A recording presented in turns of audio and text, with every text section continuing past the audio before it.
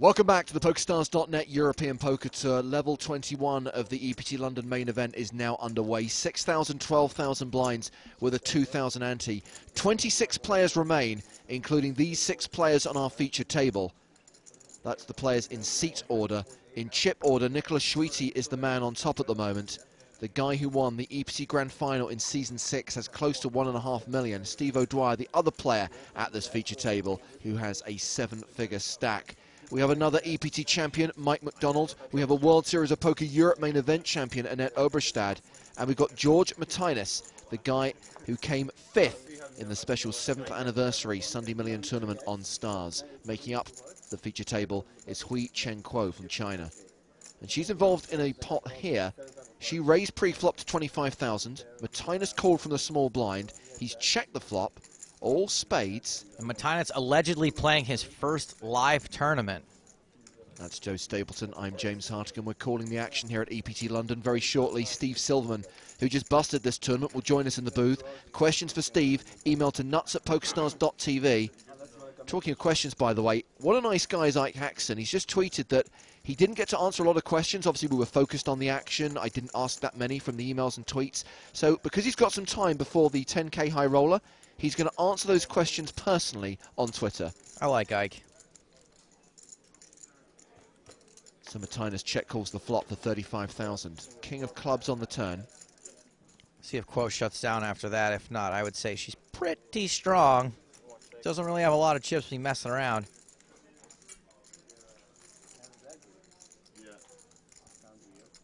Meanwhile, a quick update from the outer tables. Jason Mercier has just tweeted, boom, massive double through Greenwood. Queens crack ace-king, or rather Queens greater than ace-king. 685,000 now. 26 left, redraw at 24. For those of you asking, there is a redraw at 24, there's a redraw at 16, and a redraw at 9. Kuo does bet again. 65,000 into 144,000.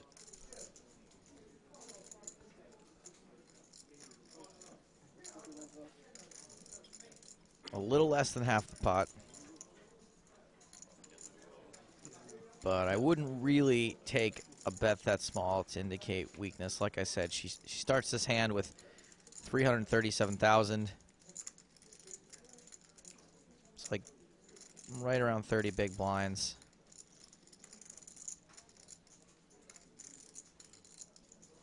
Be a weird time for her to run a bluff on a board like this.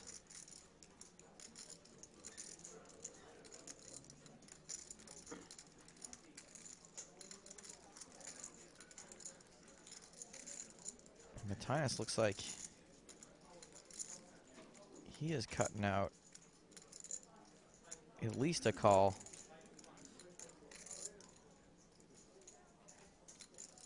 If that whole stack goes in, that's a raise.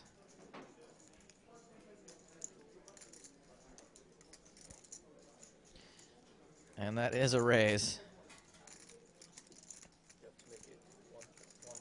Kuo grabs her hand like she's going to give it up. And this is all in or fold for her, I think. Minimum is 130 total. Looks like Martinez hasn't put out enough for a full raise, so that's going to make it a min raise to 130,000.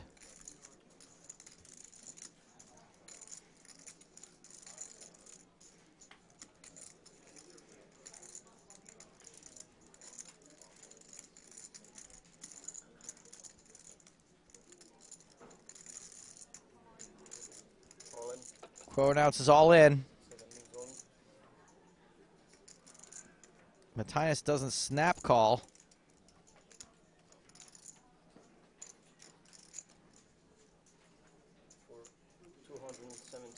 We made it 130,000, and it's only 145 to call. Yeah, he's kind of backed himself into a corner here where he's given himself a really good price to make this call, but obviously not in love with his hand.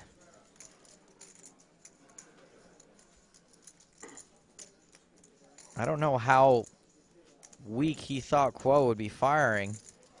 Yeah, I have to say, I don't think she would be double barreling that light, and this is maybe not a particularly good spot to run a bluff. And that's why he now finds himself stuck with a decision.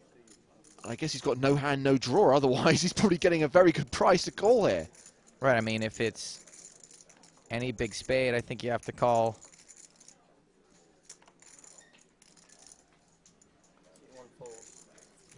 Very curious play by George Martinez, but Hui Chen Kuo is the beneficiary of it. 5-6 of diamonds. She's up to 549,000 in chips now. By the way, the table short stack is Annette Oberstad with 192K. You know, and maybe we remember how we commented when she folded the king 4 face up, small to big. He thinks of maybe if she's playing, you know, it's relatively tight with the chip stack she had. Maybe he just thought that she would only be able to play back at him with something super, super strong there. I don't know if that's the case, but she obviously was strong enough. Sometimes they have it.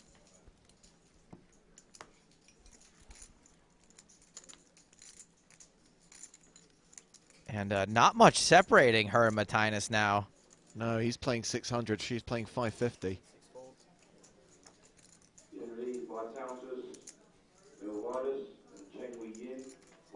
Looks like she might play 2 hands in a row here.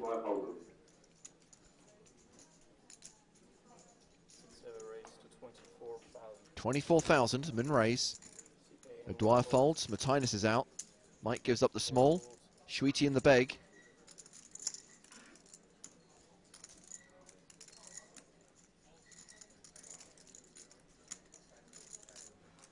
And if you have just joined us on EPT Live, first of all, hello. Secondly, just to remind you of where we are in the tournament.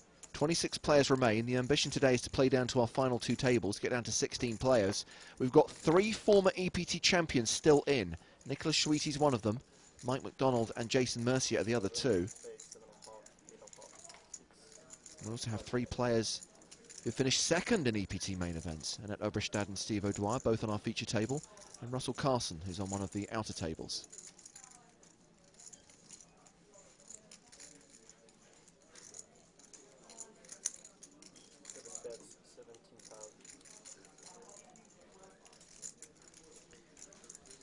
And a continuation bet from Kuo gets the job done. And Nicholas Sweetie shows you how to respond to a continuation bet from Hui Chen Kuo. Fold. Getting close to the 600,000 chip mark. And that playing 16 bigs. Sweetie's still playing a monster stack, 118 big blinds. He is among the tournament chip leaders right now.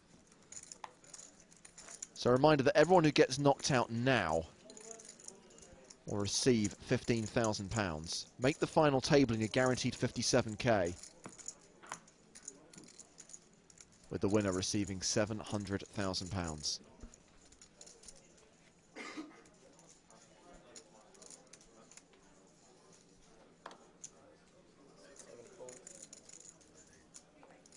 Kuo folding under the gun. Steve O'Dwyer with the decision. And a reminder that Steve Silverman, who was recently eliminated from this tournament, will join us in the booth shortly. Yes. Obviously, live updates on the tournament and chip counts available via the widget of the PokerStars blog. And if you want to know more about Theo Jorgensen and you want to hear Theo talk about the incident that happened at his home towards the end of last year, Howard Swains from the blog team has just conducted an interview with Theo, and you can read his work, pokerstarsblog.com. And every time a new article is posted, they let you know on Twitter, so follow @PokerStarsBlog. Twitter handle on your screen right now.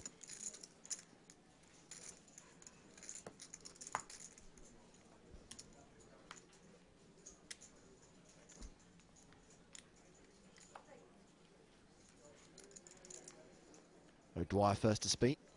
Folds. George Martinez has taken to squeezing the stress ball. Don't blame him after that hand against Kuo. We couldn't put the squeeze on Kuo, so the ball's not going to fight back as hard, I guess.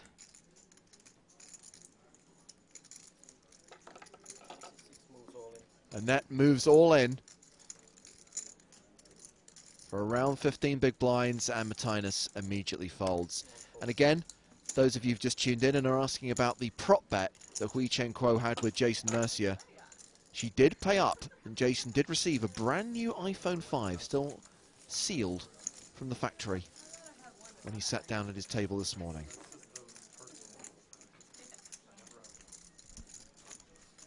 I'm kind of with you though, Joe, unless you've got a supply of iPhones lying around at home, it is a lot easier just to pay cash rather than go to the hassle of purchasing an iPhone. Yeah, I mean, I guess they're not that hard to come by anymore, but still, the Apple Store can be daunting. Which makes me think that, you know, she has a Connect, someone who can hook her up with some of that smartphone technology.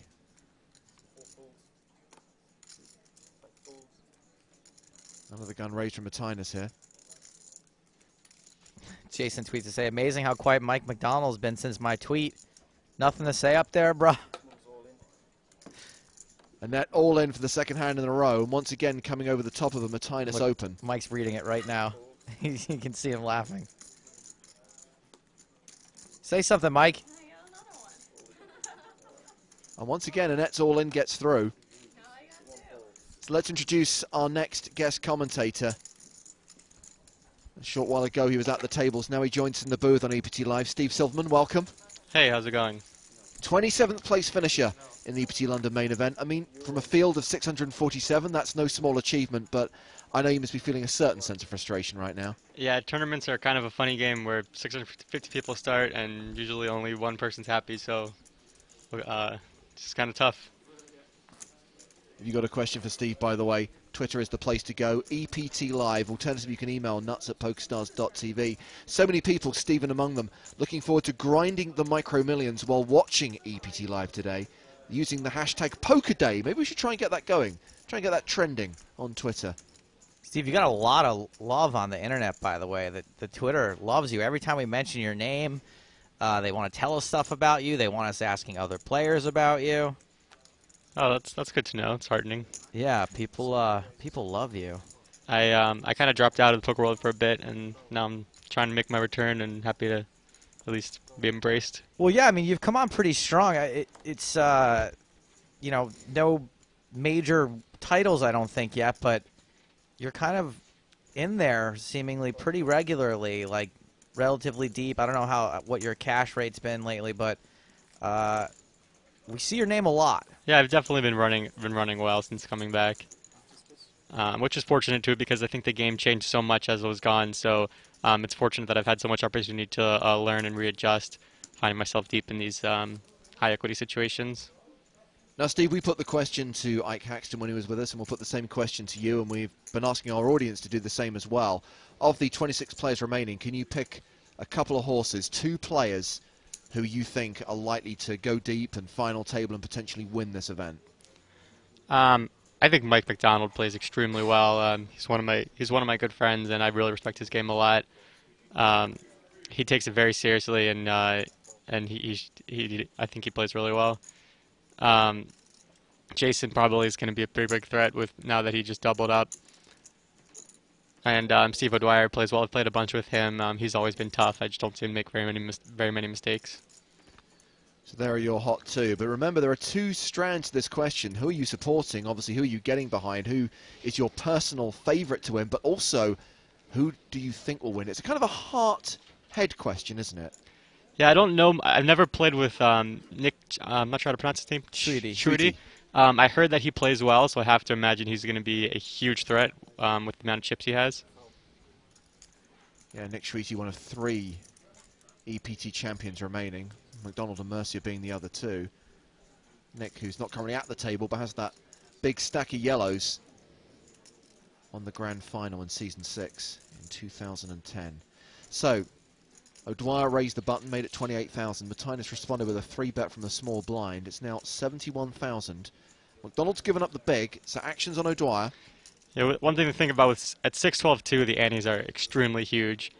You have 16,000 in there, so I think ranges get a little bit wider pre-flop. I wouldn't be surprised to see O'Dwyer peel here. I know he likes to call a lot in position. 。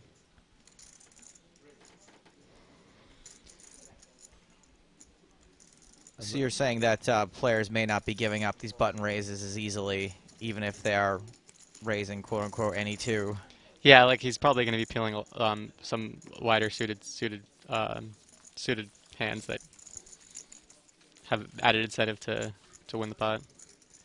Steve, if it's not too painful, can you tell us a little bit about your exit from the tournament, where it went wrong? You know, maybe if it was just a flip or that sort of thing, where you think maybe earlier in the tournament you could have made some better choices. Yeah, I mean, day two went really well for me. Um, I started as like third in chips, and then the bubble went reasonably well. Um, Chipped up a little bit, lost a couple big pots, but then won some big pots. Yesterday, I guess I wasn't too happy with. I kind of got moved to the feature table. You might have been watching, and I just didn't seem to win a pot. I was a little unhappy. I found myself in a hand with in a preflop raising war, and I think I maybe missized some things and let someone sneak an extra bet in against me. Um, so I'm not, kind of unhappy about that. But When you say you missized some things, what do you mean? You made something too I small, guess too big? yeah, I guess I made it too small or didn't quite realize that stacks were such that he could put a fifth bet in. Um, and I kind of regret that hand a little bit. Possibly maybe even should have put a sixth one in there. This one here in the feature table? Yes. I have a really hard time remembering these hands. James, do you have any recollection of this? Vaguely. But today, as it was, I started today with 30 big blinds, and I just got it in against Mormon with pocket threes, and he had ace king, and he won. And I was down to 4 big blinds, and I randomly woke up with nines, but then didn't win. Few questions for you on Twitter, Steve. Ben Newman says, is it tilting getting this far and getting such little reward with it, with the prize pool being so top heavy? We've been discussing the payout structure of tournaments a lot this week. How do you feel about the way in which the prize money is distributed?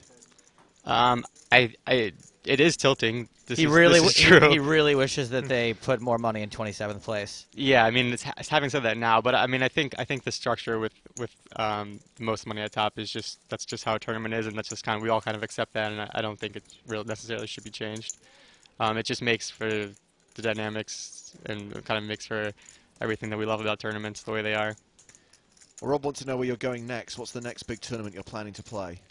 I'm probably like 60% to play Berlin. I'm not positive. I was kind of going to see how London went and maybe see if I can find some plans in between Berlin and Monaco, but I'll definitely be in Monaco. Well, talking of Berlin, we've actually had an email from one of our German colleagues, which we'll get to after this hand. Steve O'Dwyer under the gun. Looks like he's raising.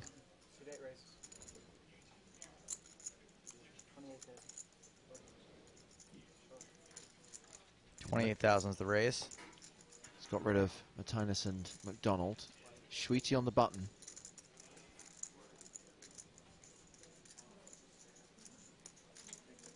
And these are the two big stacks at the table.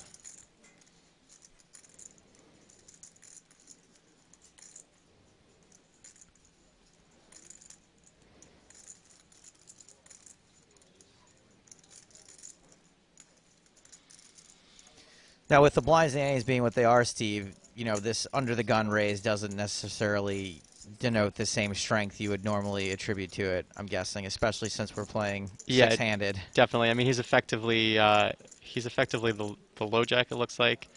It's interesting here because they're both the big stacks, so you know, his 3-bet, he's repping extremely narrow range of hands that he would want to stack off with. That being said, it's still very difficult for Steve to continue.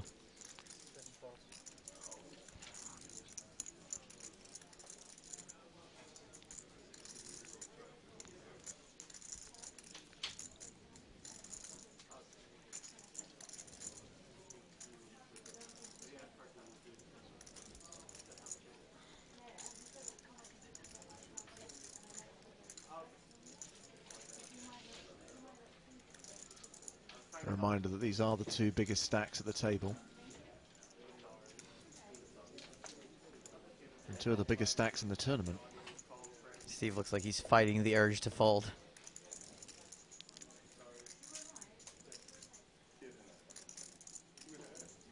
Are you pulling for the other Steve, or sort of competitive with the other Steve? He's definitely someone that I didn't know when I was playing, playing the circuit, in 2009, and then when I came back, I got to know him. So I'm pulling for him. He's a good guy. Well, Steve, 4 bets to 158,000. It's kind of another situation where um, he's just repping extremely strong. It's just very hard to have those hands.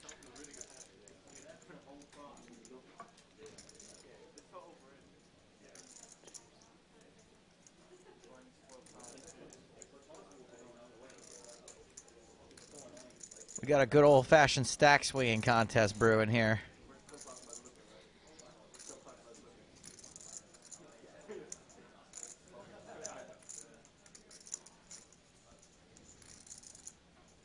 Would you expect Sweetie to ever just flat this 4 bet, Steve, considering he's got the button? Yeah, I could definitely see that happening.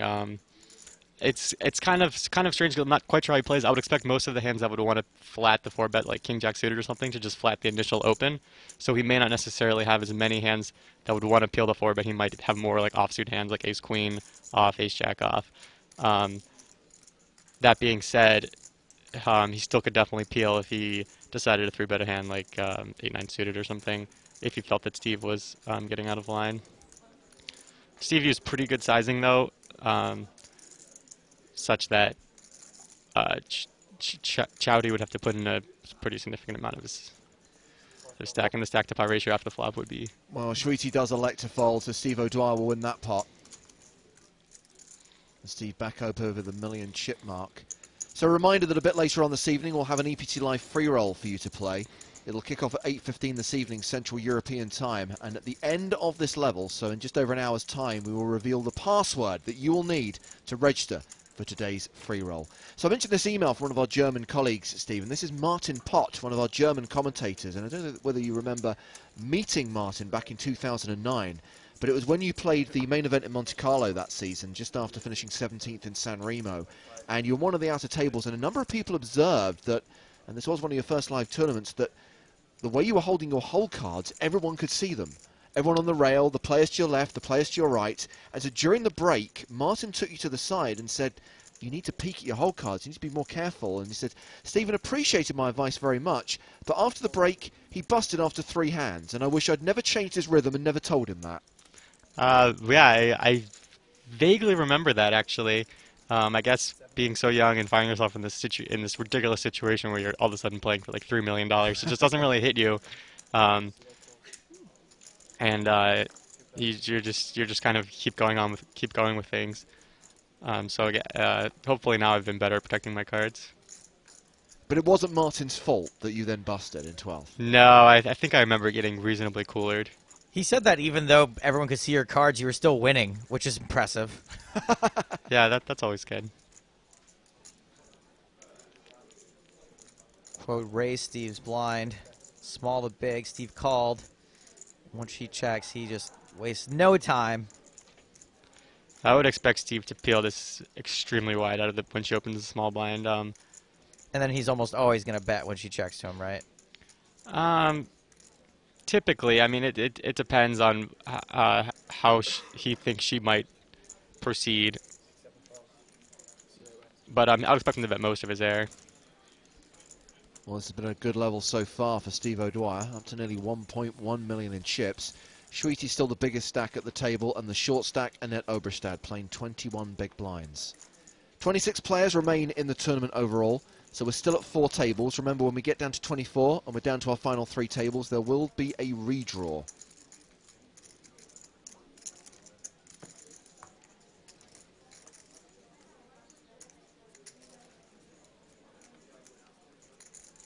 The Mike McDonald, Jason Mercier Twitter war continues. Mike firing back. Some people appreciate having someone friendly at the table, but you obviously know nothing about that. Wow. The champion-on-champion rivalry. By the way, Jason has tweeted an update. Just lost an important one. Got it in bad. Missed massive draw. Blind versus short stack John O'Shea, and down to 400,000 now. Face.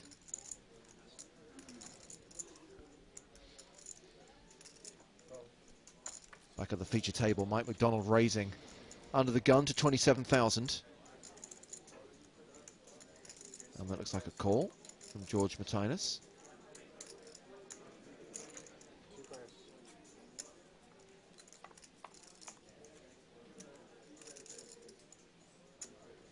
Queen Jack Trey, 2 spades.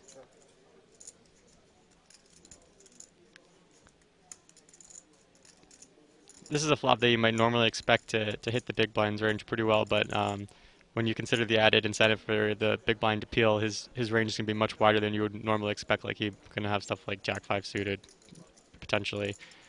So you might see Mike c-bet more frequently than one would normally c-bet this flop. We do, and it looks like Martinez did miss.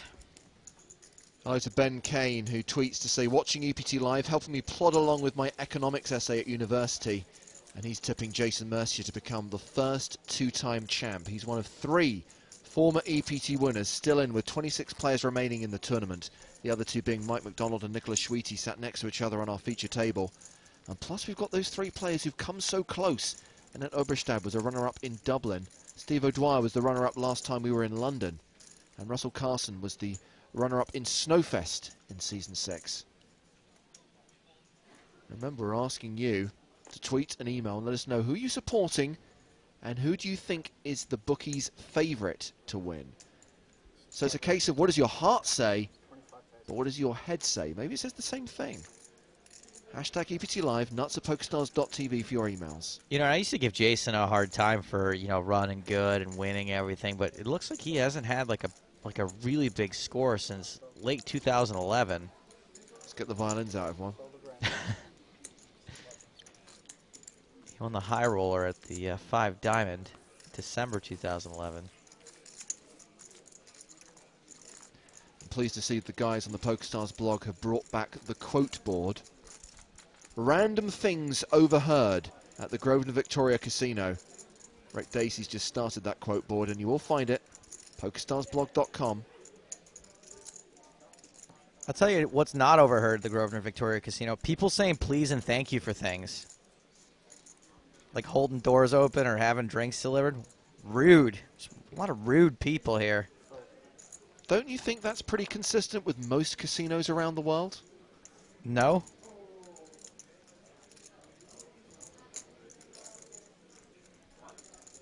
Can't tell you how many people I've held the door for that just blow right through. Well, the answer to that is don't hold the door open for them, then. Well, then I'm just as bad as they are, aren't I? Then you'd be stupid to act any other way. I don't like this attitude at all. Other people should rise. Dwyer raising and taking it. Let's get Steve's view on this. Are the clientele of the Grosvenor Victoria Casino ruder than most clients in other casinos around the world? You mean the staff or the? I'm saying versus. No, I'm not talking about the staff necessarily. I'm talking the clientele, and I'm also talking about versus American casinos. I haven't noticed anything specifically, but I guess I haven't interacted with a ton besides the regulars that I see everywhere. It's just a common courtesy that seems to be lacking in this city in general, to be honest. Please and thank yous, excuse me's. Not getting trampled. Every man for himself and God against all. Craig tweets to say, I'm supporting Annette Oberstad to take it down, but I think McDonald is the favourite and is going to make it happen. Wonder how much the TV team are sweating the fact that there's a potential 2-time champion at a non-televised event.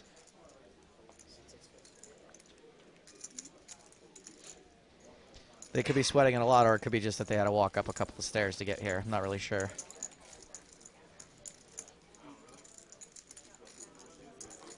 Schweite shoved on a net there from the small blind. She folded.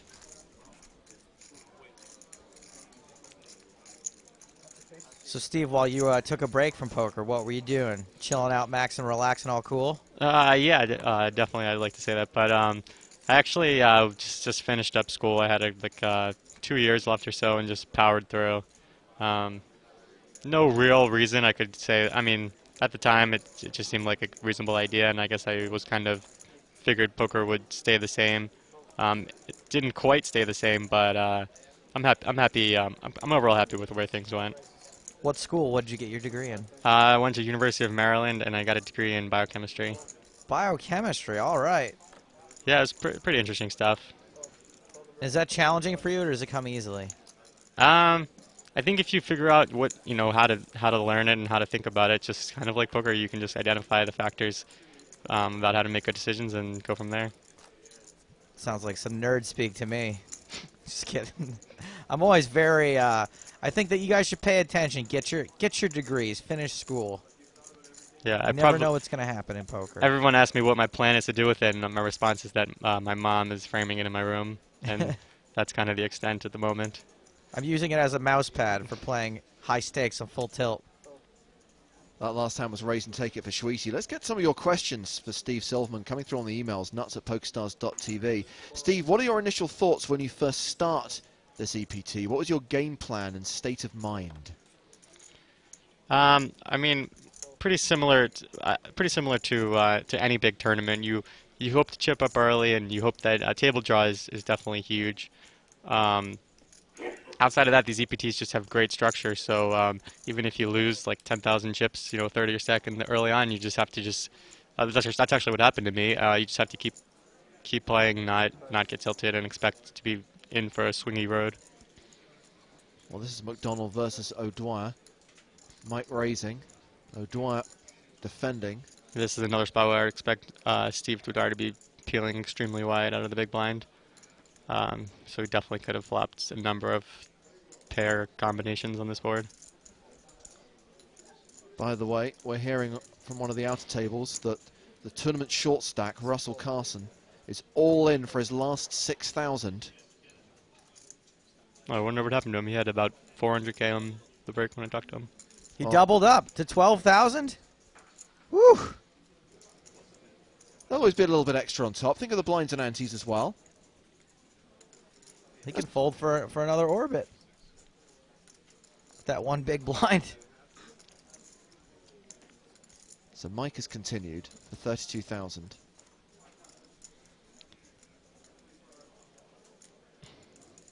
The situations get interesting on that board. Like any 5, any 6 is a gutter.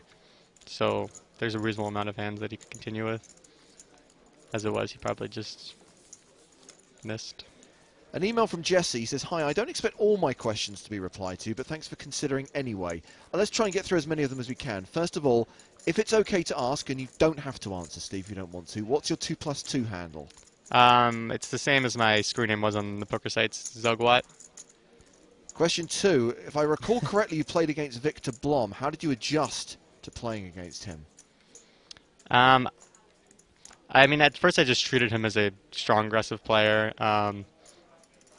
I possibly maybe even misplayed a hand when I think I maybe should have checked behind versus him instead of c-betting in a spot. But yeah, I guess I just treated him as a strong, aggressive player, and because that was the first time I played with him. I don't think we played online. He kind of came around right as I stopped playing regularly. And one more question. What is the biggest mistake that you see players like Victor, i.e. successful cash game players, make in tournaments? I would say, I mean, I think Victor I know he's had success in tournaments. I think he's just very smart at poker in general. So someone like him, I think, is going to be pretty easily adjust to the conditions of the tournament. I guess something that I would see would maybe he might not understand the value of different stack sizes at different points. For example, like your last 100,000 in a tournament is worth way more than, the 100,000 on top of that. Yeah. So he might find himself in a situation where he sees the chips in the pot and sees his stack and makes a decision like that, like a cash game player would. Like he shoves with a pair and a gut shot. Kind of like that, yes. I didn't necessarily hate his play. He definitely will get a lot of folds, but it was a pretty big shove. So it's hard to say. What do you think about sort of the mindset, like the focus of big cash game players, like in the early stages of a tournament? I feel like that could be a leak in their game sometimes. Yeah, I guess if you're not going to take it as seriously, it's so difficult to be focused for so long.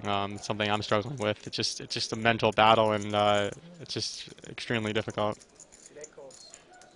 Well, Here we go. there is a raise from O'Dwyer in the small. Martinez 3 bets from the big. O'Dwyer calls. So we go to a flop with nearly 200,000 in the middle. I love these blind-on-blind confrontations.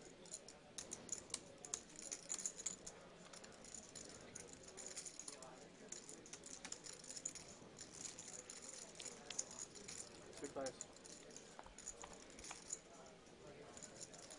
All spades. 3, 9, 10. See they check. O'Dwyer checks. Martinez, as the pre-flop aggressor, continues. See one bet. 120,000. He bet 120,000. I was going to say, that's got a healthy bet. More than half the pot. It looks like he's trying to make this a two-street hand.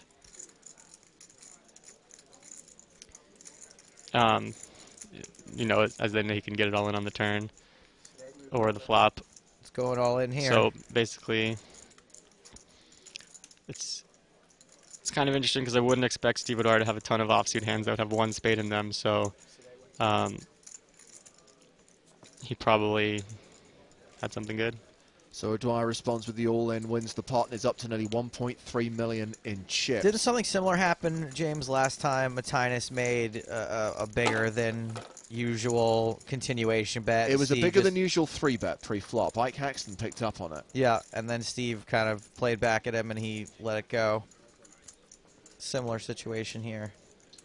Dan Smith tweets to say, if you guys read this out live on the stream, Ben Kane owes me a beer.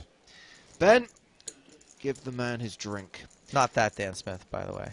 A question from Liam on the email. Steve, what changes did you notice within the game when you returned from your 2-year break? Did you have to make big adjustments? Yeah, I mean, the biggest is that pre-flop aggression just ramped up. So, you find myself in these 3-bet, 4-bet, 5-betting wars that weren't necessarily happening, in 2009. Sizing got much smaller in general, like flop c-betting, pre-flop raising, which I think is kind of just trending towards the equilibrium in tournaments. So, What does that mean, trending toward the equilibrium? like, basically, what might be optimal for a tournament. Like, it might be optimal to be betting small. Do you think what's optimal is ever changing, or that eventually it's just going to be figured out? It's tough to say. I think that I don't think it's going to be figured out anytime soon. So an under-the-gun raise from Schweety. But usually people kind of adapt strategies, and then other people see these things working, and they adapt them themselves, and it kind of goes in trends.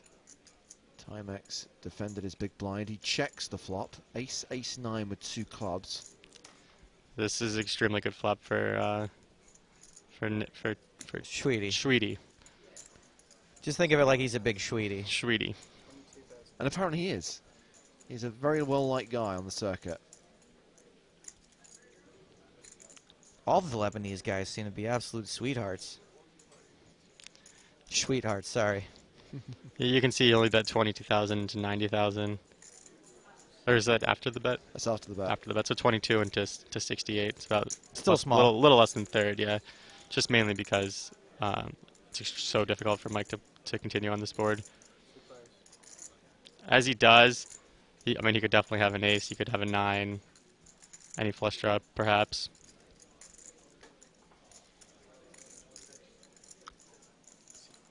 And then a smaller portion of his range would just be floats.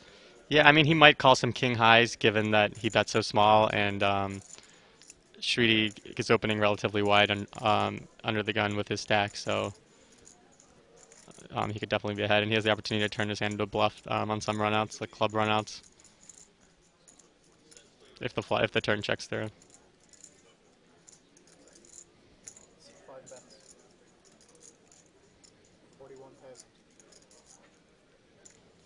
That was kind of a McDonald-esque bet style. He put the chips out, dropped them. I think he might be trying to stick it to him a little bit.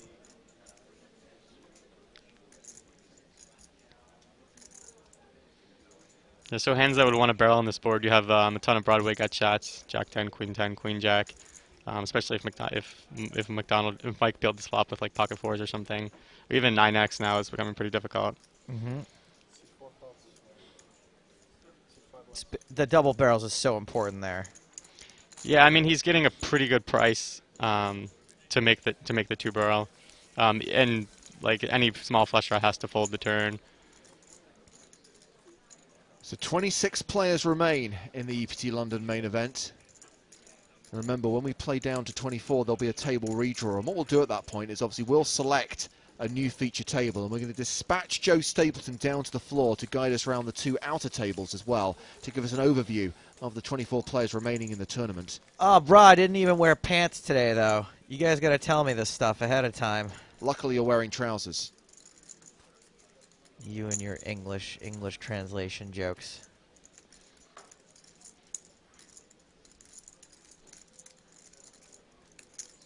By the way, quite a lot of people on Twitter are getting superbly tilted by Mike McDonald's betting patterns.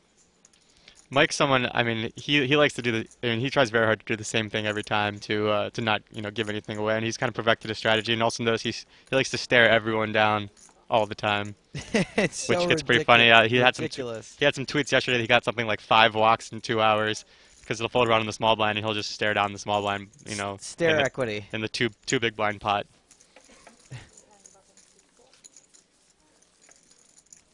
That's kind of his patented move.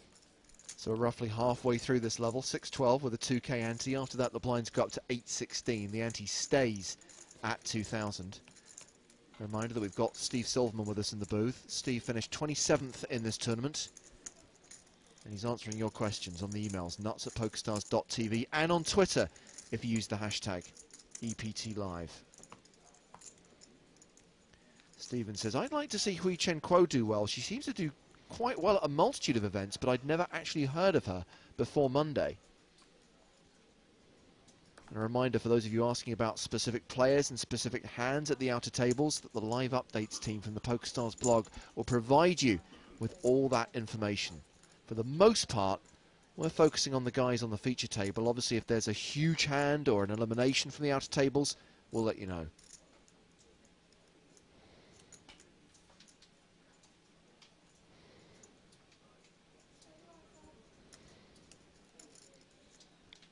Three bizzle from the button. Yeah, Matinus' stack is such that there's a pretty reasonable amount of hands Mike could be trying to get it in with. So, because there's enough value hands he can get in with, he can also just 3-bet a good amount of bluffs. Some broadways, suited aces.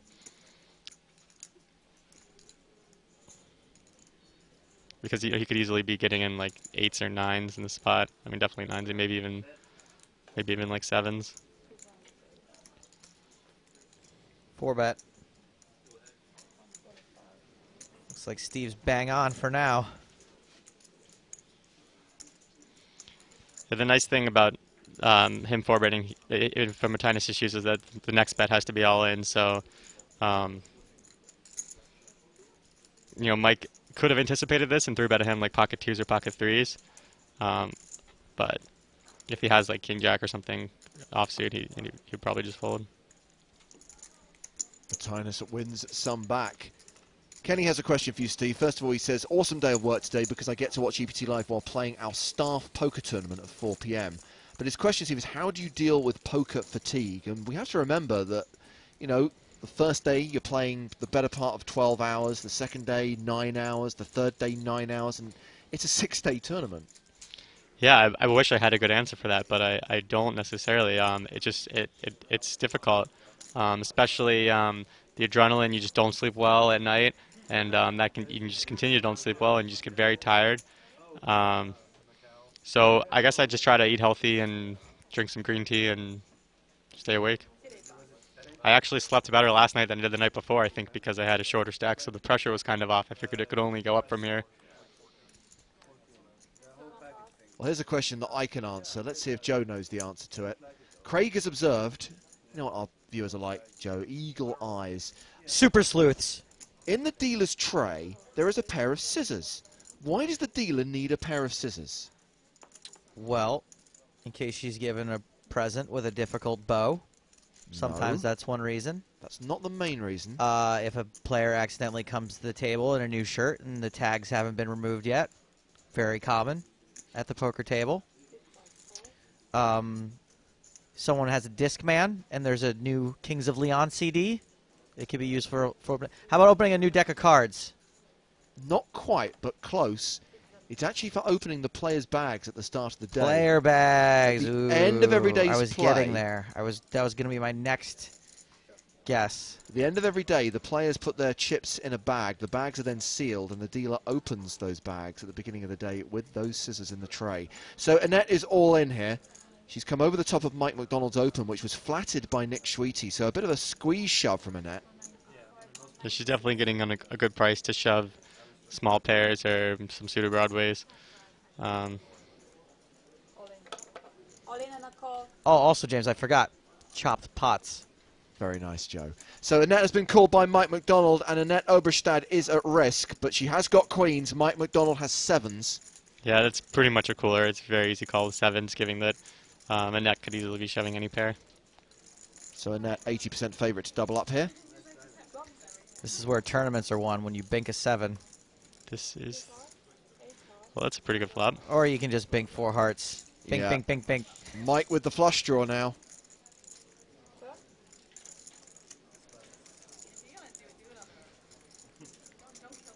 So, Annette has to fade. A 7 or a heart on the river to double up here.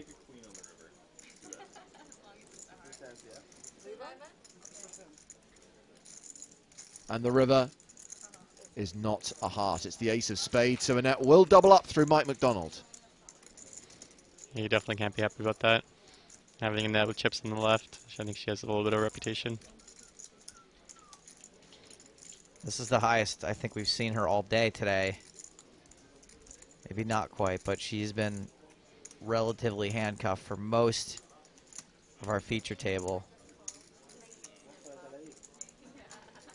So Matinus now the short stack, or the lowest stack at this table with 35 big blinds. And that started with 170,000 today, so she's certainly up from where she kicked things off.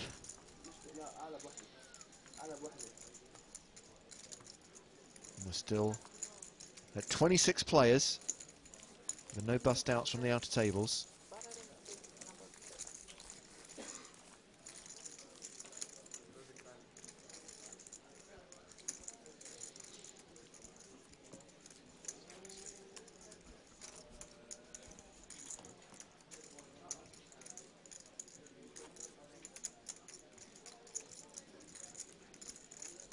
By the way, for those of you asking about the high roller which is kicking off today, any plans to leap into that one, Steve? 10K tournament starting at 4 p.m?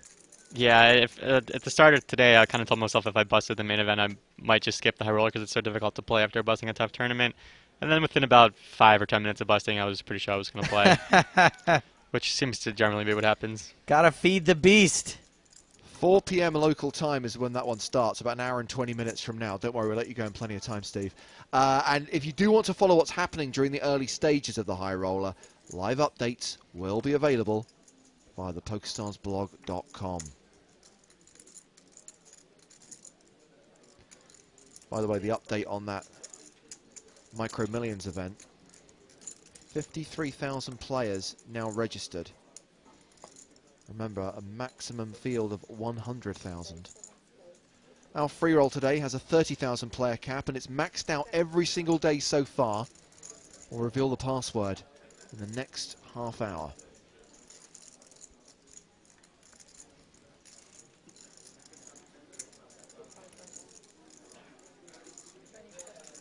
Steve, maybe you can just play the Micro Millions and save the 10K. Just get your fix that way. Yeah, certainly a reasonable idea.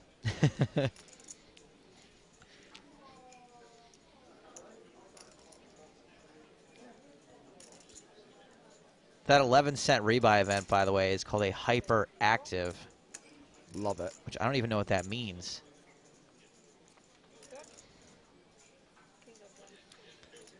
That's a bad card for Steve here.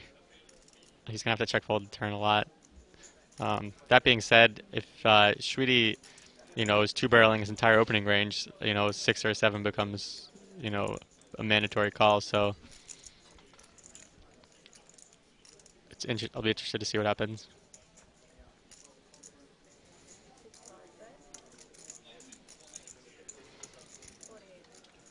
Sweetie bets. Sounded like the dealer said 48,000. It is 48,000. Steve kicks it in. Yeah, it's just one of those spots where it's just a bad turn card, and you kind of just surrender to the guy's, you know, stronger range.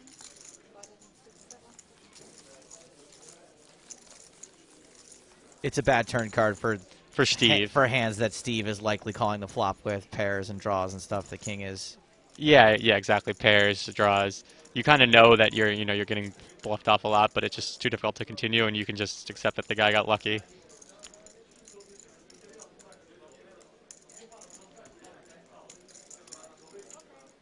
Are you the kind of guy that tries to win every single pot, or are you someone who doesn't have a problem just being like, okay, maybe sometimes I'm getting bluffed here, but I'm going to wait and just continue in better spots? Yeah, I'm definitely more okay with, you know, accepting that I'll get bluffed sometime if I think it's kind of not a favorable spot to continue overall. Some people, you know, just get so suspicious and they want to just win every hand or look everyone up. But as long as you have a pretty reasonable strategy overall, you're not going to find yourself in too many, you know, absurd spots. Well, we've got an update from the outer table. Russell Cannon was all in on table 4. He has since busted out, which means that we are down to 24 players. Well, who went out as well? That must be 2 eliminations, right? Oh, yeah, we've lost 2 players. So Russell Carson out from table 4, and someone else has gone out as well, because we've gone from 26 to 24, and the tournament clock has been paused because it looks like there's going to be a redraw. Okay, attention, main event. Toby Stone making the announcement on the PA system right now that it's time for the redraw. Attention, main event. Just awaiting for confirmation on who also went out. Back-to-back eliminations, it would seem. Russell Carson, a previous runner-up on the EPT, and Jason Mercier, a former EPT champion, one of the 2 members of Team PokerStars Pro who was left in the field, has also gone out. So we've lost Russell Carson, we've lost Jason Mercier, taking us down to 24, and it's time for the players to redraw for seats at the final 3 tables. So that leaves us with 2 former champions now, Mike McDonald and Nick Schweety, and 2 former runners-up, Annette Oberstad and Steve O'Dwyer.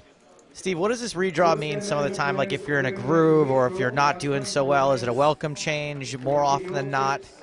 I mean, just like you said, kind of, it's a welcome change if you're not doing so well. It's not a welcome change if you feel like you're, you know, have a lot of momentum or the table conditions are really, really favorable. Like, you know, strong players on your right, weak players on your left.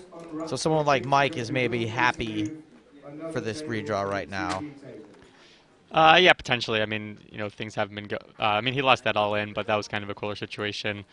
The table seemed reasonably tough. I'm not quite sure what the rest of the field looks like.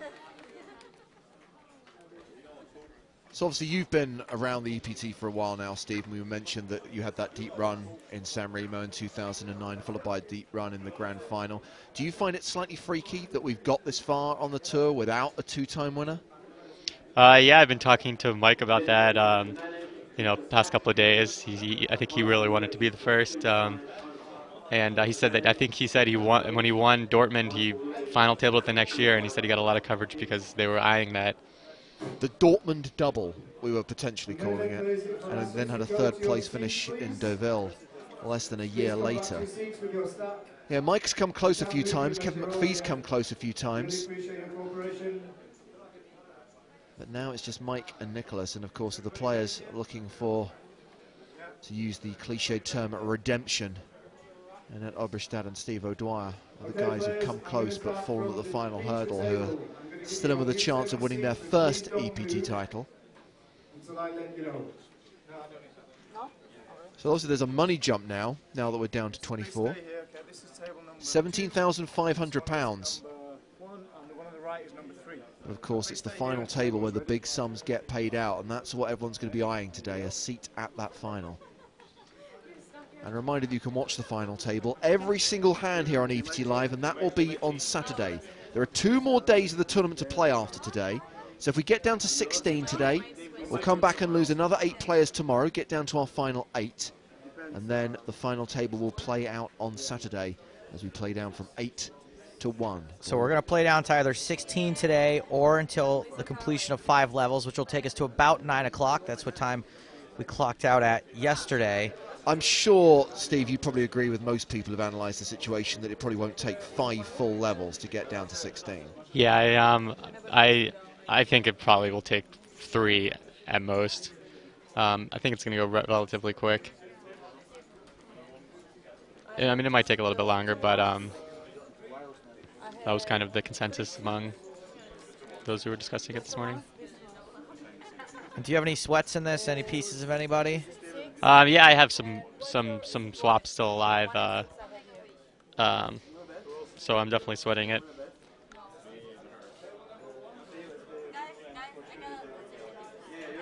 It's kind of nice when you go deep in tournament, especially if you go deep with your friends who you haven't. Then you can either swap additional percents or it just helps a lot to just spread yourself out a little bit so you're not flipping for millions of dollars constantly. Well, like when you're deep and you're surrounded by people, you have swaps with you. Like I got a piece of you and a piece of you, Exactly, and I'm free rolling on you. It's pretty nice. It's a pretty nice feeling. So they will now redraw for seats. Confirmation that everyone is now locked up 17.5 grand. The next money jump is when we get down to 16. And of course, once we get to the final table, you get regular jumps. Make the final 8, you get 57k. Win this thing, you get £700,000. Plus you join the EPT Champions Club. Although, Joe, as you pointed out yesterday, it might be an existing champion, and there are still 2 of them in it. I mean, things were looking really good for a 2-time winner 2 days ago. A little less good yesterday. Not great now. Just 2 of 24 remaining. We've been in this situation in the past, and a lot of the time, at least in my tenure, I don't think we've even had a 2-time winner make a final table since I've been on the EPT. This is generally the stage where those past winners go out usually relatively soon, and we're left scrambling for those storylines. Well, obviously, we've got Mike McDonald, who's around half the average stack, but Nick Schweety has got 1.6 million near enough. I mean, he is among the chip leaders. There's a very strong chance that Nick can make it to the final table, but so much can happen. I mean, there's a very long journey still to go.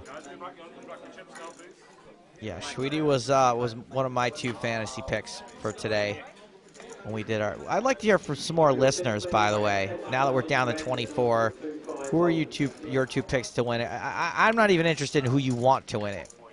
If we're wagering money on this, who do you guys think is going to win it? Hashtag those tweets, EPT Live. Just pick 2 guys at this point that you think will win. Forget nationalism. Forget some guy you met in Cork and bought you a beer. Let's just stick to who you think. Pick the chip leader, whatever you want. Who if you had to put money on it, who's going to win this thing? And I'm going to stick with I like my 2 picks of Matinus and Schweety. Obviously, Schweety's got 1.5 million in chips. Not too bad at this stage of the tournament. So we're midway through level 21, the 6,000, 12,000, 2,000 level. And they're just drawing for seats at the moment and taking their seats around the final 3 tables. We started today with 32, 4 tables. We're down to 24, final 3 tables. So they're redrawing now. We'll get the action underway very shortly. I really hate this question. It annoys me. But since we got some time until we're back at our feature table, sure. Georg wants to ask you his all-time favorite question, Steve. If you were offered a 70-30 flip, what percentage of your net worth would you risk? If you asked me this question 2 years ago, I feel like my answer would be like 80% or something. But now, I don't know, maybe 20%. 20%. See, I think that's. I think all the armchair poker players are going to scoff at that.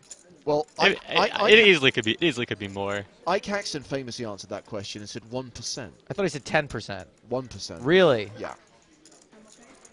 Well, that seems low. I might go higher than 1% personally, but I wouldn't go very high either. Anyone who's ever played like a multitude of poker tournaments, how many 70-30s have you lost in your life, Steve? Yeah, I mean, that's a flush draw, and those hit a lot, so. I've never gone broke with a dominating ace in a tournament before. Never.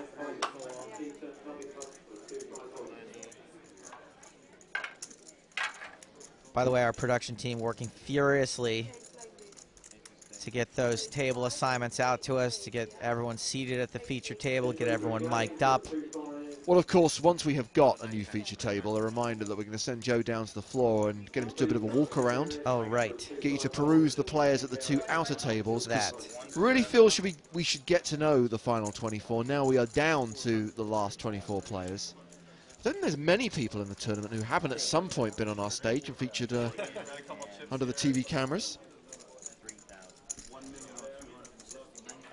Rasmus has just tweeted, go, go, go, Theo Jorgensen. Cheers from Denmark.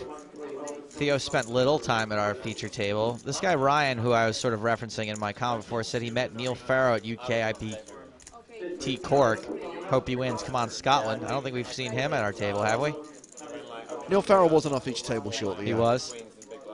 Dan Smith says, going to go with Mike McDonald and Steve O'Dwyer for my picks. Really want Mormon to do well, though.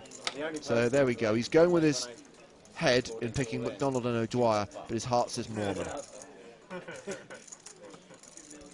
Dennis is drawing dead, who picks me and you, James.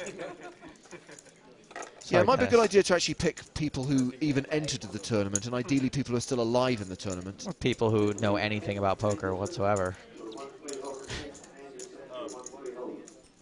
Thomas Robson agrees with Dan Smith. Stephen O'Dwyer and Michael McDonald. They are definitely going all the way. Well, not definitely, but there's a good chance they go deep. And Amir would like to comment that the PokerStars app is the best thing since sliced bread. Don't know whether he's referring to the actual gaming client or the TV app, but both are pretty darn awesome. So here we go.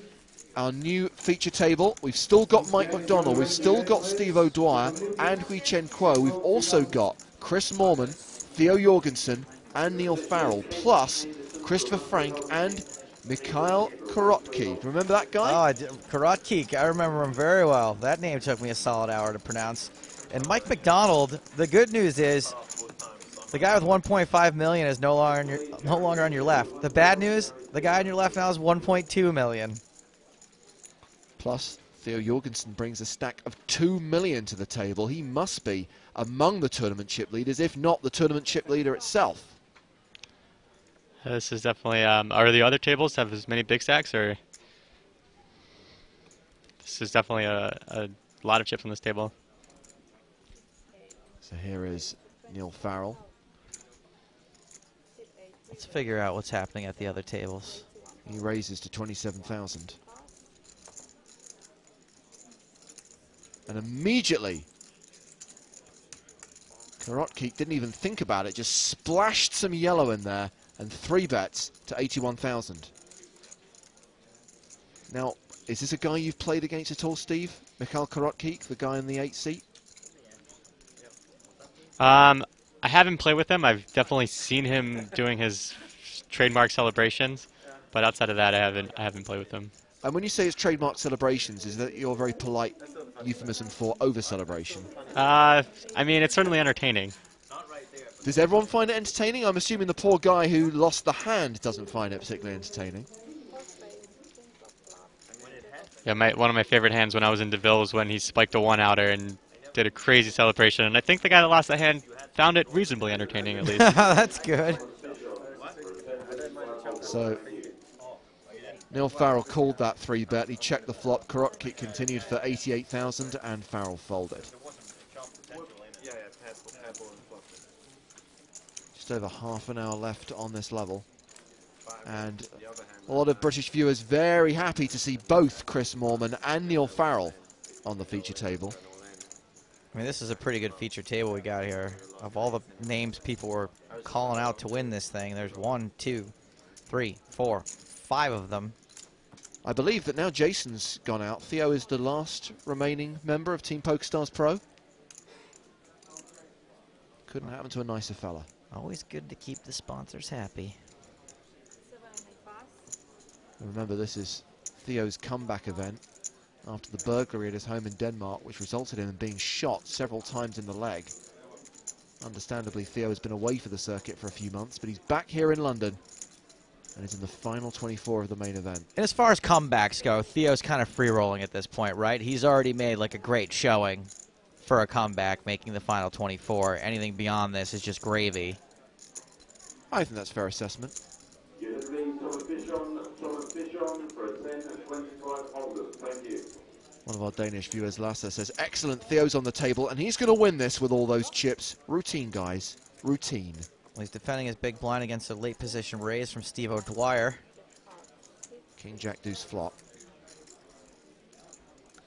Now, Steve, is there a significant difference now that they've just gone from playing 6-handed to playing 8-handed? Yeah, I mean, there's an extra 4,000 in the pot, which, you know, just gives you a little bit more incentive to peel your big blind. Like I said, 6-12-2 is just such a huge level.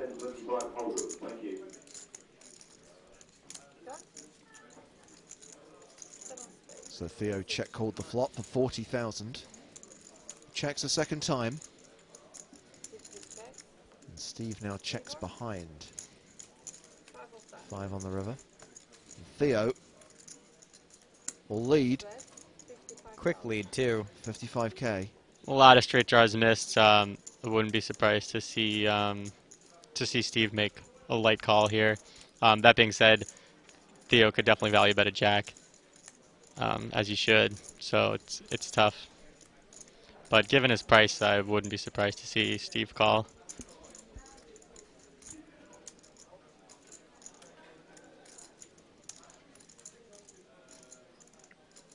Steve getting almost 4-1.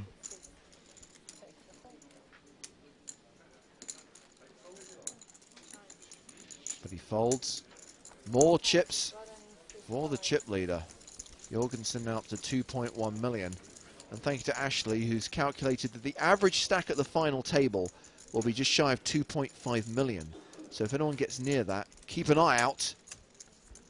We'll always keep an eye out for players of Theo Jorgensen's caliber when they've got lots of chips. Theo just tweeted to say, not really that pleased with the new table draw. Yeah, I have a feeling that all these guys are the big stacks in the tournament, and they just got bunched together. It's random. When you're a big stack, you kind of want to be with all the short stacks where you can just apply tons of pressure. And then as it is in like Mike McDonald's spot, he's now relatively short and just has tons of big stacks ahead of him.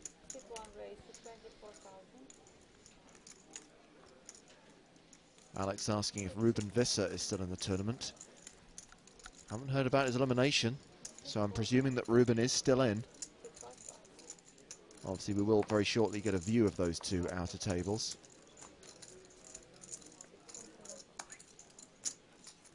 Raise and take it for Christopher Frank in the 1 seat. So when we've heard those noises, those yes, yes, that's Mikhail Korotkik who's making those noises, right? Because this is the first time he's actually been on the feature table.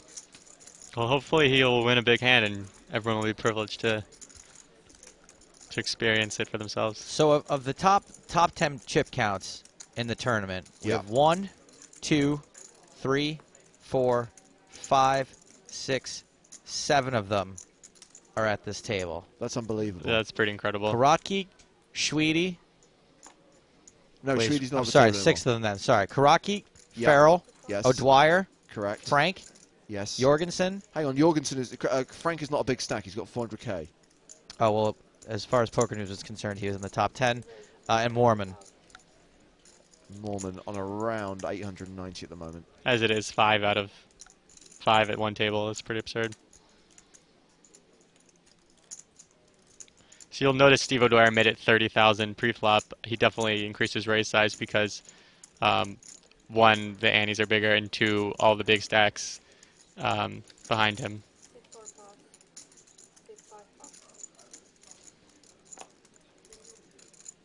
So that's a full 2.5x raise.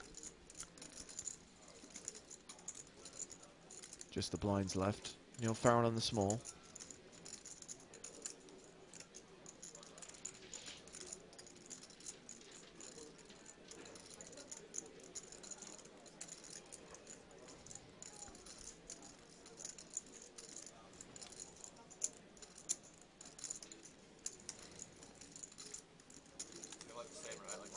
I love that Neil Farrell thinks carefully and decides to call. And before Neil can even put chips in, Korotkik. I thought Korotkik had called as well. He must have just folded his big. Sorry, for a moment there I thought Korotkik had decided to come along for the ride. 2-7 check.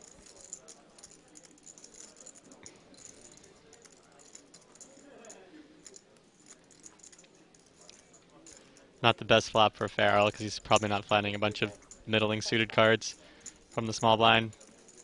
Definitely could be flattening some pairs though, but those become pretty difficult to play on later streets.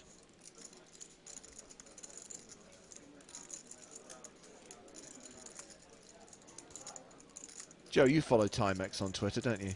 Yes, I do. I believe that Oh, one last needle. One last warning shot. Mike may have sent a rub-down tweet to Jason. Hey, Jason, did you win? Wow. Actually, no, Mike. You're in the tournament, so you would probably know.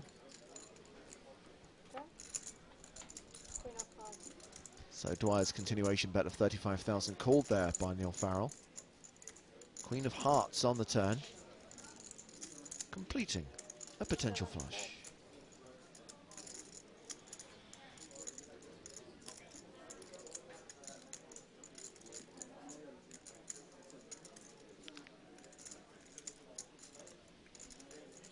Pretty good two-barrel card. I expect him to want to bet most of his one-heart hands.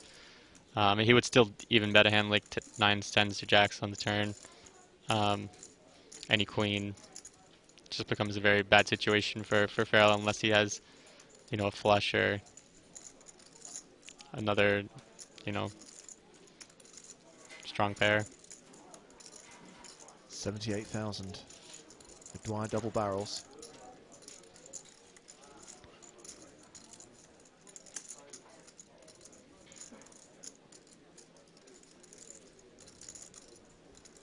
Was that Farrell making a little heart check a second ago?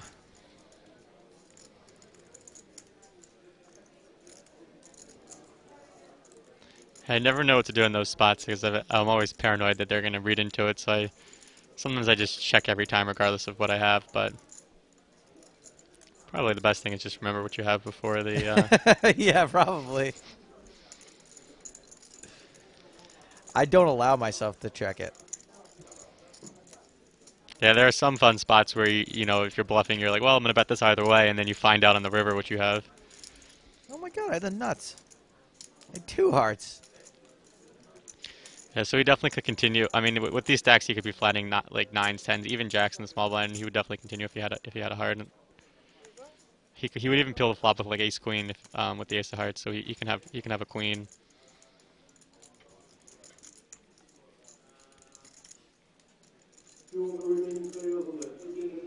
So it's the king of clubs on the river. 7 check. Farrell checks a third time. Is Steve going to bet a third time?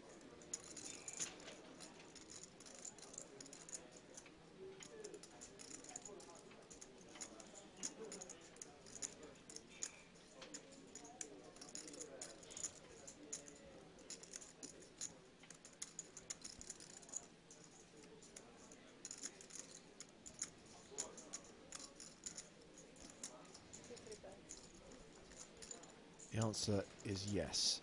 185. Call. Quick call. Got 185,000. Sure was. That Nut flush. is the nut flush. Hard to beat that. Set of 8s on the Oof. flop. 185. 50 takes the ball. Kind of a cooler. Yeah. Farrell gives up a pretty big pot there to Steve O'Dwyer. What do we think of the call, and especially just calling so quickly? Should we put some more thought into that, maybe? No, I think definitely when the hand plays out that way, you definitely just call down quickly and hope he doesn't have a flush. As far as not check raising the flop, I think his play is good. He's just not repping very much if he check raises the flop. Only sets, which he actually happened to have. But in terms of if you want to create a balanced strategy in that spot, you want to potentially have draws or bluffs and whatnot. And so in that spot, he probably wants to, with the stack so big, he probably would want to just call with a lot of his flush draws. And also because he's calling with like 7s or 9s or 10s, he wants to make sure that he has some stronger hands in there so that he can fight back at times. I'd be feeling pretty good with 8s there because especially on that run out, it's you don't expect Steve to be bluffing there a lot. So Steve up to 1.5 million. So the free roll password will be given out very soon. Towards the end of this level, we'll let you know the password for that. Nat on Twitter says some damn fine-looking watches in seats 5, 6, and 7. Don't think they came from Argos. Now, I don't know if you're aware, Steve, but the store below the Grosvenor Victoria Casino, you can get everything from there. If proof be need be, I have the catalogue here for Argos. What is the one thing you need in life? What is the one thing your home is missing? I guarantee you I can find it at Argos. I think I need more pairs of underwear and socks. It's pretty much all I want. Every time anyone asks me what they want, what they should get me for Christmas, I just, as it is right now, I'm running a little thin. Okay. Since I've been traveling for a while. I'm not going to lie to you. Clothing is one thing they don't specialize in. Thinking of household goods. Terrible customer service and crappy products for slightly more than you should be paying for them. That is something they do specialize in. That is guaranteed. Do you need, for example, a shoe rack? I have a shoe rack, actually. Okay, so we don't need a shoe rack. A shelving unit? I guess I could always use a shelving unit. Okay, we're going to find Steve Silverman a shelving unit. He's a good sport. The irony is, by the way, that even if I can find one in the catalogue, they won't have it in stock. I don't know if you don't live here in London, do you, Steve? No. No, I recently moved here, and this place, Argos. Let's focus on the action here. We got a 3-bet. I know. Everyone is now on the edge of their seats. They want to hear Stapes' Argos anecdote.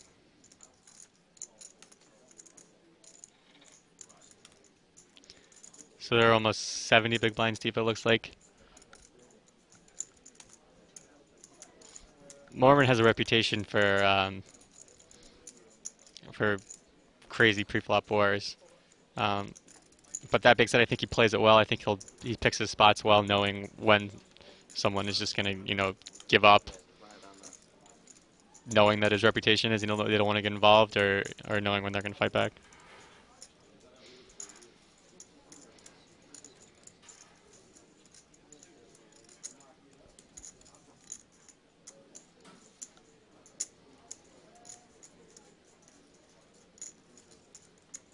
This is another spot where if Steve wants to 4-bet, he has to fear Mormon putting in a 5th bet, making it that Steve basically has to go all in or fold.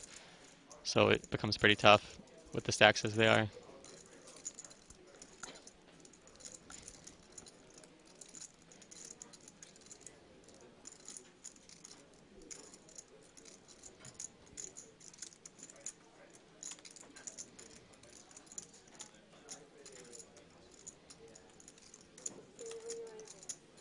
Looks like it's a 4-bet. 4-bet for sure. 177,000.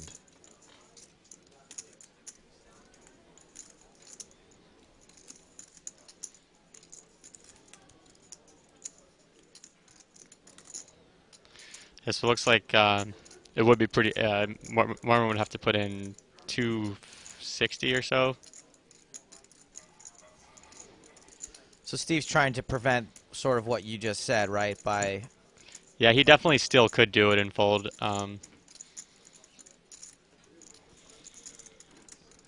That being said, Steve could even be 4-betting a hand, anticipating Mormon to do that, so that he can then shove over the top and win a huge pot without showdown.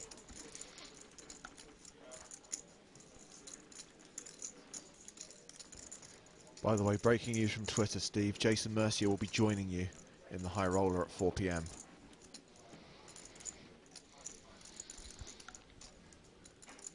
I would think that Steve's opening range in the spot should be, tighter than normal. So he may have some stronger hands, have stronger hands than more stronger hands than he normally would.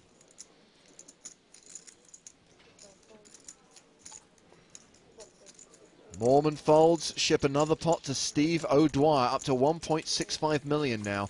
So obviously we've got this great lineup at our feature table, but remember there are 2 other tables, and I believe a player has gone broke from one of those tables because the tournament clock says we're down to 23, so we'll get an update very shortly on who's gone out in 24th.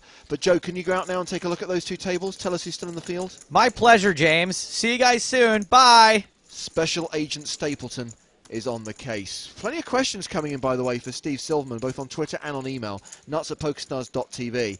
Ben says, Steve, If you're at a table and you know that you're not as skilled as the other players at that table, what's the best strategy? Should you knit it up? Should you try and make pots bigger? Yeah, you should knit it up. Basically, just tighten up your pre-flop range. If you have stronger hands before the flop, you'll have stronger hands after the flop, and those are just easier to play. So you sacrifice a little bit in that you're not playing as many pots. But if you fear that your opponents are playing well, you just have to get in there with better hands, and then you can at least make the pots bigger when you have those better hands. So don't come in for a min raise if you're only only raising strong hands.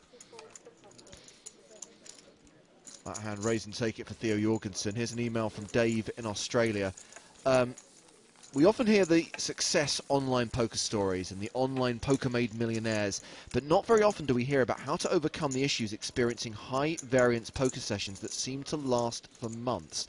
How do you deal with the extreme swings and those long-term losing streaks? Yeah, it's tough to say. A lot of people view these high-stakes poker players as like indestructible, and think that you know. But the reality is that all these guys, and myself included in the past, are just dealing with these problems similar to anyone else dealing with smaller losses at smaller stakes. It's just very difficult. Basically it's no different when you're playing for the biggest stakes. You're still just as emotionally involved in getting torn up, tilting. It's just very difficult. I'll ask the second part of Dave's question after we see what happens here. Action's been folded to Christopher Frank on the button, and he raises. Gets a fold from Timex in the small.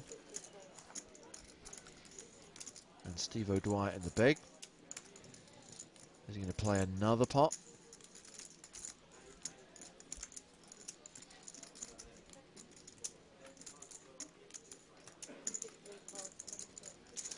Steve is someone that likes to defend his big blind extremely wide.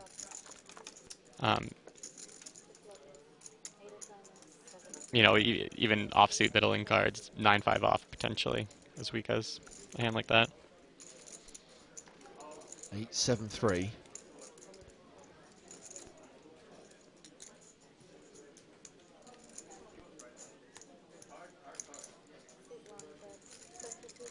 Steve checks and Frank continues.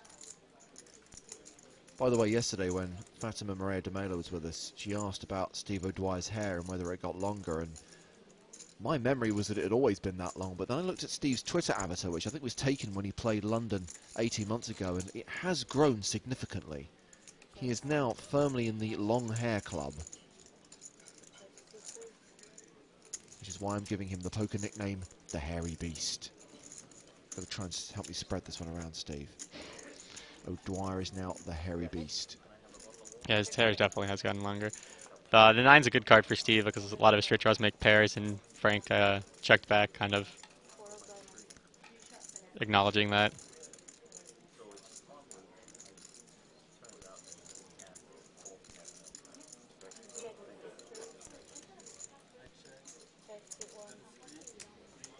It's been checked down.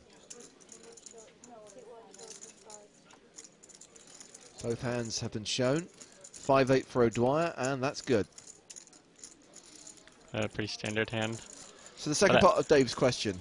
For an intermediate player, would you recommend, in terms of trying to learn and become better, would you recommend to play more online cash games or tournaments?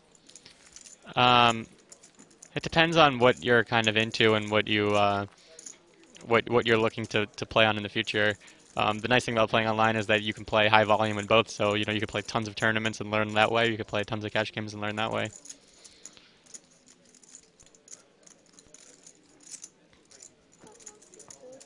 Now, obviously, Steve, we see so many players at EPT main events getting a massage. In some cases, that massage lasts all day. The lady is intrigued. How much does one of those massages cost, and do they help to focus or unfocus? I think they're like $2 a minute or something. You'll easily spend, £100, I guess, on an hour massage. It's pretty expensive. I typically don't get them, but I could definitely see them helping someone become more comfortable. At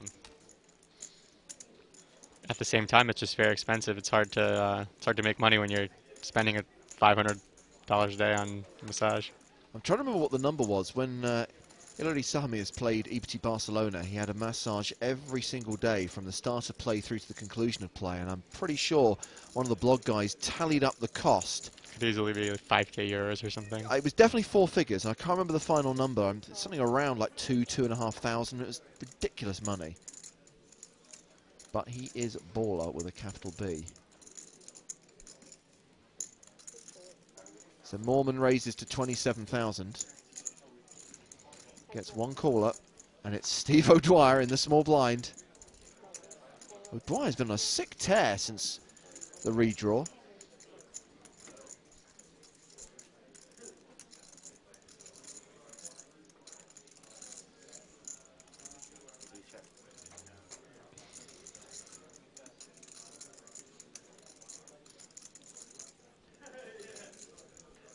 Definitely a good flop for Mormon.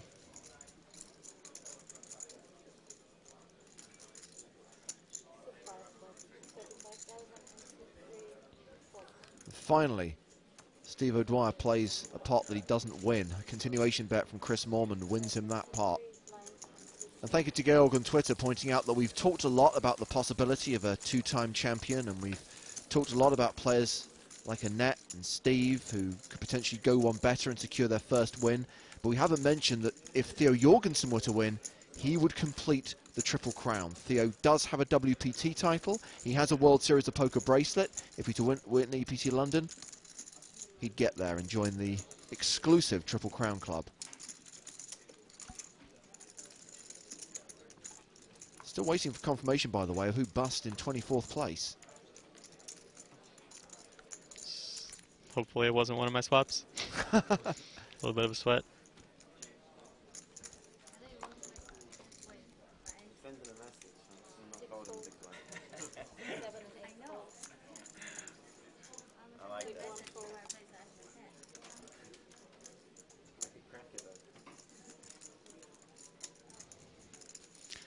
Mike's at that stack size now where every pot just matters so much.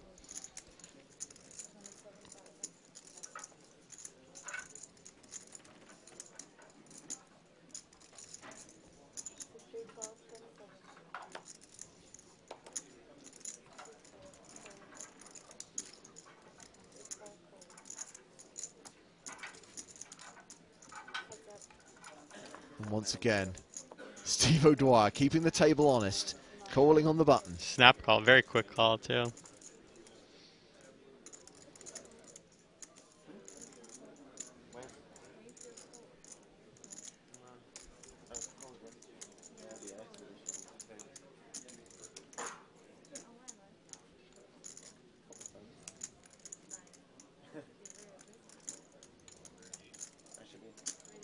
Mike McDonald will continue.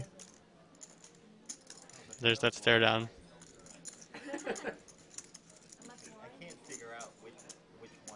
38,000.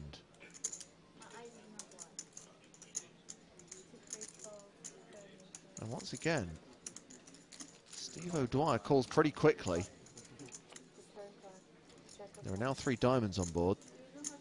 So Steve's going to shop the nut flush again. Yeah, I was about to say that's a good turn card for Steve. He's definitely going to have a lot of suited combinations to just flat call pre-flop. So he'll have a flush a good bit.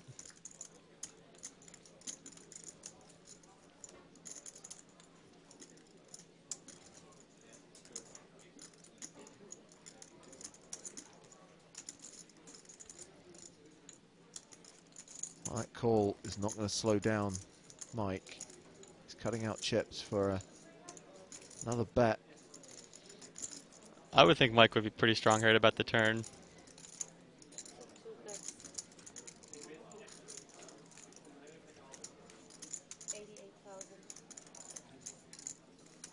If I was O'Dwyer, I'd just be laughing right now. I mean, bless him for trying, but I just can't take his stare seriously. Yeah, one time I tried to utilize the Mike McDonald strategy, and I made it like 2 orbits without cracking up during a stare down.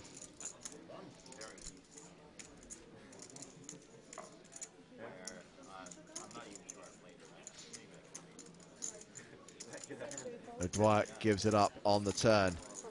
So, as you said, every pot counts for Timex right now, Steve, and Mike McDonald is up over 500,000 in chips again. Yeah, that was a very big, very huge pot for Mike McDonald's stack and where he is at in this tournament. Up over the 500,000 chip mark once again. So we've seen the faces of the 8 players at our feature table. Let's see who sat on the 2 outer tables and find out who bust the tournament in 24th place. Down to the tournament floor, and Joe Stapleton. Thank you very much, James. We are here, obviously, down to the final 3 tables. We're focusing on one with our feature table there. There are 2 other ones out here. Let me tell you, the tension is so thick, you'd need to cut it with a pair of scissors from the dealer's tray. Not really, actually. Everything's pretty calm. Everyone's pretty much been here before. We do have 2 tables out here on the floor. This first table here, we've got Refos, Hagelin, Visser. I know a lot of people were asking about Ruben Visser. He is still at this table here.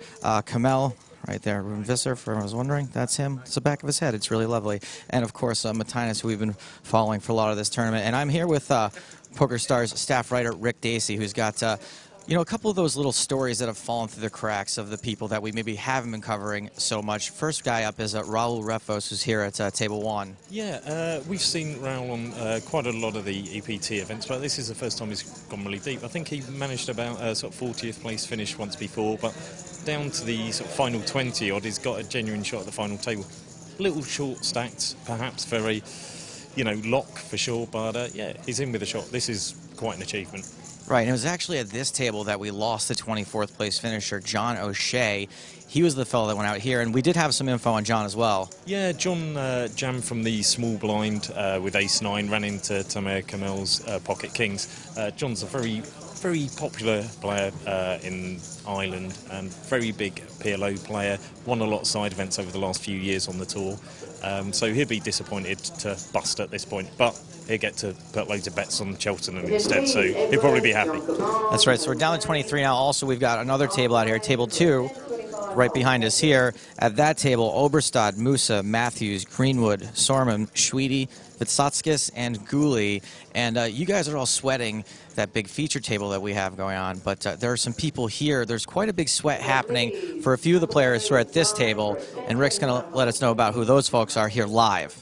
Live, right here. Yeah, we've got 2 Lebanese players, and if you've been following the EPT updates, you'll know that Lebanon is the EPT Player of the Year due to some interesting schematic. They've been highly successful, and we've got 2 players going deep again, which is Basel Musa and Nicholas Chuti, who's the previous EPT Grand Final winner, and they've actually got a runner-up from Deauville in Wally Bou Habib. So the Lebanese guys all pretty tight here and playing spectacularly well.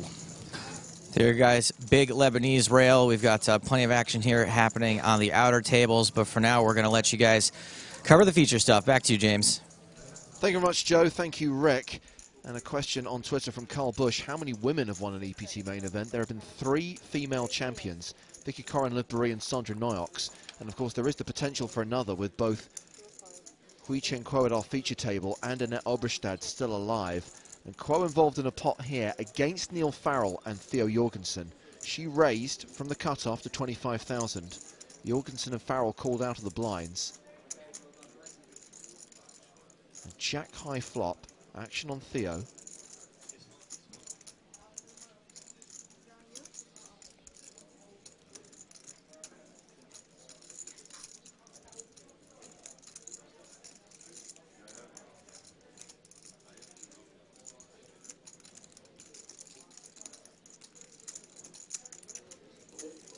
I guess Theo must have checked because it's Farrell who's going for chips.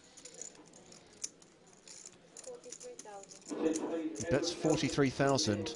Kuo, the original raiser, folds. Yeah, when he leads out there, he's essentially forcing Quail to play pretty straightforward with her stack. So he can expect a good amount of folds, and then he's going to be in position versus any potential resistance. Yeah, we've still got Steve Silverman, our 27th place finisher, with us. And Steve, questions continuing to come in for you on Twitter and on the emails. Tag your tweets EPT Live, email nuts@pokerstars.tv. And the question comes from DSK. Stephen, in what way do online MTTs differ from online ones? Offline, you mean online versus live?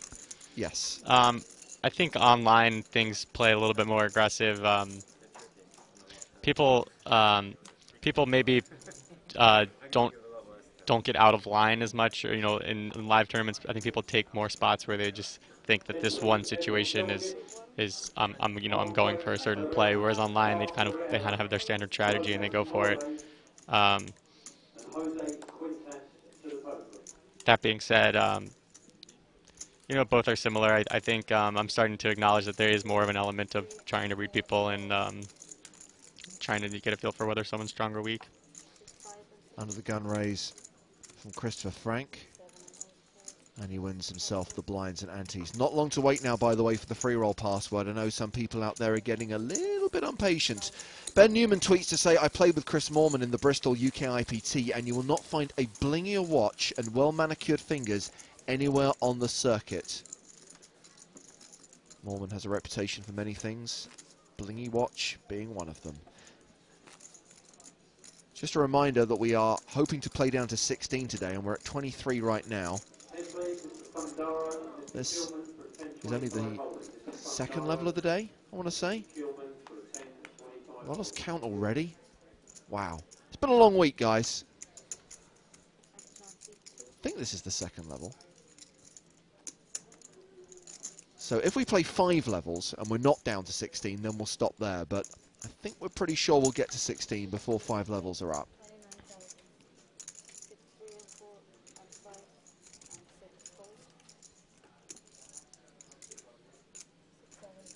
Mike McDonald's turn to raise under the gun. And that's a quick all-in and a big all-in. That's a very big shove. Putting the pressure on Mike. On the surface it looks like a hand like ace-king.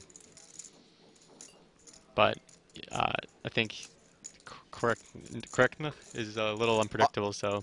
Yeah, I mean, I certainly don't think he has a weak hand, but he could potentially have a hand like kings or something and just decides to play it this way.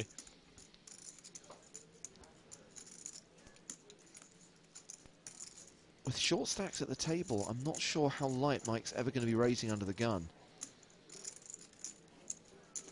Yeah, it looks like he actually has a pretty interesting decision here. I think he would have folded quicker. Well, he does fold. Go on, Croc Kick, show us the cards. It's good for the game. Nah. Someone needs to tell him to remove that headset.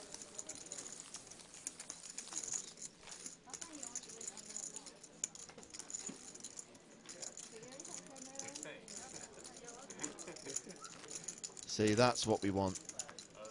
Infinity on Twitter says, who is the hairy beast in seat 3 on the feature table? That is his nickname. It's Steve the Hairy Beast O'Dwyer. Because he's hairy and he's a tournament beast. You see, it works. Works.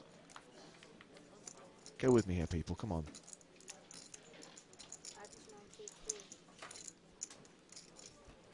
At least Jason Mercier took Mike McDonald's tweet in the spirit in which it was intended. He's retweeted it. If you're going to give it, you've got to be able to take it. And people who obviously missed our coverage yesterday and are asking about Victor Blom and where he is. Victor busted yesterday. He did make the money, though. I think I saw him playing online on Full Tilt last night. Yeah, apparently he dropped a decent chunk of cash. But considering he had a $1.3 million winning session on Sunday, he's probably not too worried. I don't think he's ever worried regardless. So just to pick up the action here, Theo Jorgensen raises from the hijack, gets a call from Neil Farrell in the cutoff. Action folded to Mike McDonald in the big blind.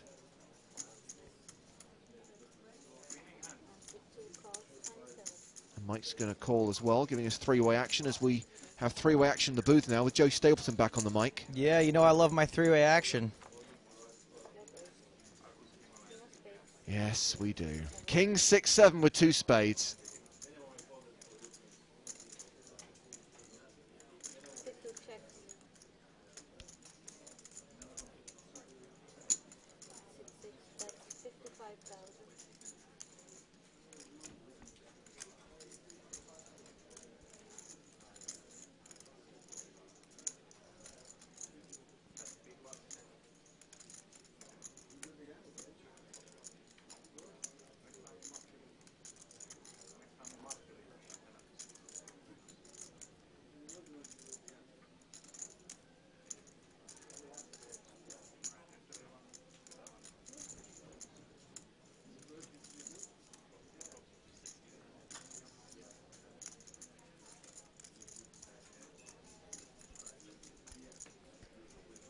Farrell seems to have some kind of real decision here.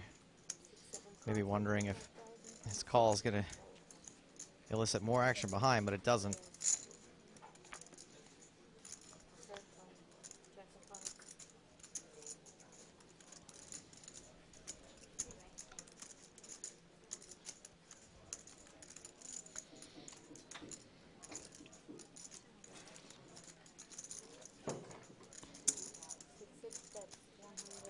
A lot of draws on this board, so I'd expect Farrell to continue with any king X, and he might peel the flop if he had something like 8s or 9s. Possibly thinking Theo might not barrel as much as some other aggressive players.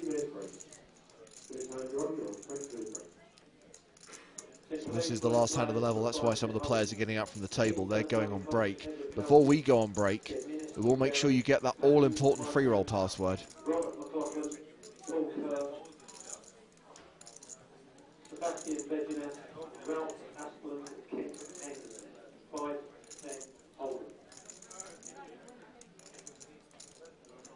Farrell's not going anywhere.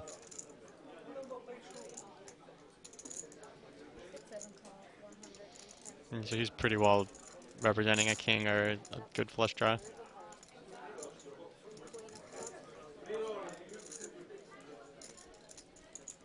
Good flush draw that could have made a straight. Could have made a straight.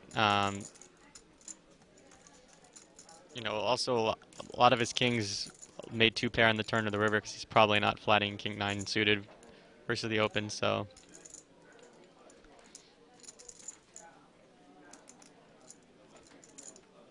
Farrell's definitely going to have something pretty often. Doesn't look like Theo thinks this is too bad of a card for him. It's a pretty big bet. I don't think that Theo would bet, you know, a hand like ace king or even pocket aces this way. So it becomes a pretty tough spot.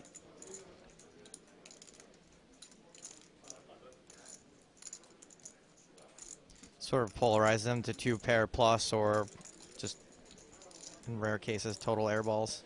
Yeah, I mean he could have had, you know, a hand like a flush draw, then a miss like ace-5 of spades. But I kind of feel like it's for value. It might be something like king queen or better. It looks like Farrell, you know, might even have a hand like king jack and is now upset, or maybe he just had king 10.